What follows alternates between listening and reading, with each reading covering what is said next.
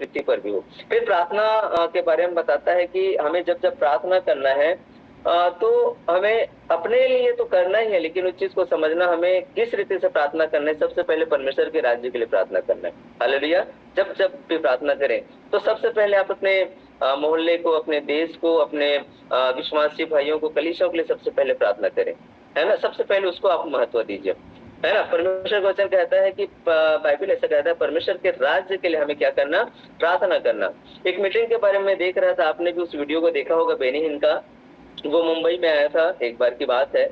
और जब वो मीटिंग ले रहा था तो वहां पर एक नर्स थी और वो भी बीमार थी और वो भी मीटिंग में आई थी और वो परमेश्वर से प्रार्थना कर रहा था कि वो भी चंगा होने के लिए आई थी। जब उस मीटिंग में वो आई और जब उसने देखा कि मेरे से भी बहुत ही दयनीय लोग हैं जिनको प्रार्थना की जरूरत है, जिन्हें चंगाई की जरूरत है, मेरे से भी लोगों की स्थिति बहुत ज्यादा खराब है, तो वो माता जो है प्रार्थना करने लगा कि प्रभु मैं तो अपना जीवन जी चुकी हूँ, प्रभु मैं तो बूढ़ी हो गई हूँ, प्रभु मेरे जीवन में तो काम मत कर, मुझे मत छू प्रभु, लेकिन जो और लोग आए हैं ना उसको तू चंगा कर, ये जो जवान लोग आए हैं उसको तू चंगा कर। और इस तरह से वो दूसरों के लिए प्रार्थना करने लगी, वो अपनी समस्या को भूल गई। और मैं आपको बताऊं, परमेश्वर ने उसी ही को चंगा किया। तो परमेश्वर का वचन कहता है कि कई बार हम अपने स्वार्थ के लिए कई बार हम प्रार्थना करते हैं, लेकिन आप विश्वासी हो तो सबसे पहले आपके जीवन में महत्व होना चाहिए अपने देश के लिए, अपने विश्वासी भाइयों के लिए, अपने चर्च के लिए, और फिर आखिरी में आपके लिए प्रार्थना होना जरूरी है। हालेलुया। तो यहाँ पर हम देखते हैं दूसरी चीज, हम देखते हैं परमेश्वर का वचन हमें सिखाता है कि जब हम प्रार्थना करें तो अपने देश के लिए, अपने राज्य के लिए, परमेश्वर के लिए हमें क्या करना चाहिए, प्रार्थना करना चाहिए। और बाइबल कहते हैं जैसे तेरी इच्छा स्वर्ग में पूरी होती है वैसे पृथ्वी पर भी पूरी हो। और इस प्रकार से परमेश्वर के राज्य के लिए, उसके किंगडम के लिए हमें क्या करना है, प्रार्थना करना है। फिर बाइबल कहता है हमारी जरूरतों के लिए प्रार्थना करना है। और फिर बाइबल ऐसा कहता है कि एक क्षमा के लिए भी हमें भी प्रार्थना करना है। 12 पद कहता है जिस प्रकार हमने अपने अपराधों को क्षमा किया है वैसे तू भी हमारे अपराधों को क्या कर, क्षमा कर।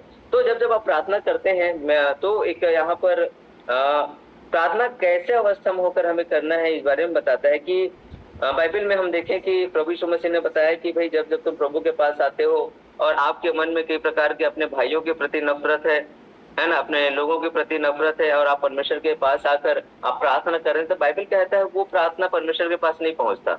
परमेश्वर ने कहा जाकर पहले जो है अपने भाई से मेल मिलाप कर, हालेलुया, उससे जो विरोध की बातें उससे दूर कर, और फिर परमेश्वर के पास आना, और तब जो है तुम्हारा प्रार्थना क्या होगा, वहां पर कहता है वो ग्रहण होगा। तो परमेश्वर के लोगों जब जब आप प्रार्थना करें तो बाइबल कहता है हमें एक अच्छा मन से हमें प्रार्थना करना चाहिए, लड़ाई और झगड़ा करके प्रार्थना नहीं करना चाहिए। कई बार शैतान क्या करता है, कई बार लड़ाई और हमारे परिवार में गड़बड़ी डालता है, प्रार्थना के समय गड़बड़ी डालता है, जब हम संडे आराधना जाने को होते हैं तब गड़बड़ी डालता है। और शैतान ये प्रयास करता है कि कहीं न कहीं हमारा मन खराब हो जाए। जब आप परमेश्वर के पास जाएं तो हमारा मन में परमेश्वर से कनेक्ट ना होके हम उन बारों में सोचते रहे, हम अपने परिवार के बारे में सोचते रहे जिससे हमने लड़ाई की उसके बारे में सोचते रहे, और एक प्रकार से देखा जाए तो हमारा मन जो है वो परमेश्वर के साथ कनेक्ट ना हो, ये शैतान चाहता है। तो परमेश्वर के लोगों यहाँ पर हमें समझना है जब जब हम प्रार्थना में जाए तो हमें क्या करना, क्षमा करना, अपने भाइयों को क्षमा करना, एक अच्छे मन के साथ हमें क्या करना, प्रार्थना करना। और 13 पद में लिखा है और हमें परीक्षा में न ला परंतु बुराई से बचा। और जब इस बाइबल में हम देखते हैं कि हमें प्रतिदिन हमें प्रार्थना करना है, किस चीज के लिए, स्वयं के जीवन के लिए, स्वयं के जीवन के आखिरी में। और बुराई से बचा, जब मैंने इसका इब्रानी बाइबल में मैंने जब इसका अनुवाद देखा तो बुराई का मतलब वहां पर बाइबल लिखा है कि प्रभु तू हमें दुष्टात्मा से बचा, हमें शैतान से बचा। हालेलुया। क्योंकि शैतान क्या करता है, परीक्षा करता है।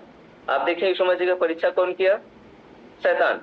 तो यहाँ पर बुराई से बुराई जो संबंध रखता है वो शैतान से। और इब्रानी बाइबल में लिखा है कि प्रतिदिन हमें हमारा प्रार्थना निवेदन में एक प्रार्थना निवेदन होना चाहिए दुष्ट आत्मा के विषय को लेकर, कि वो हमें बहकाए ना, दुष्ट आत्मा हमें परीक्षा में डाल दे, शैतान हमें कहीं जाल में न फंसाए।